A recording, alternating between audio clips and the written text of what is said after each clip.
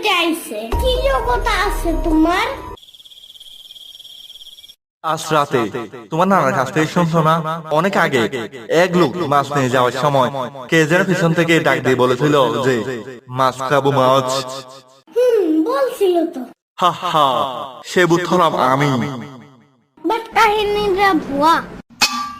কারণ এত রাত্রে কে কোনো মাছের দোকান খোলা থাকে? আর এত রাত্রে মাছ কিনতে যাবেই বা কেন? আজাইরা এত রাতে মাছ কিনতে গেছে কেন ওই লোকটা জানে, আমি জানবো কেমনে?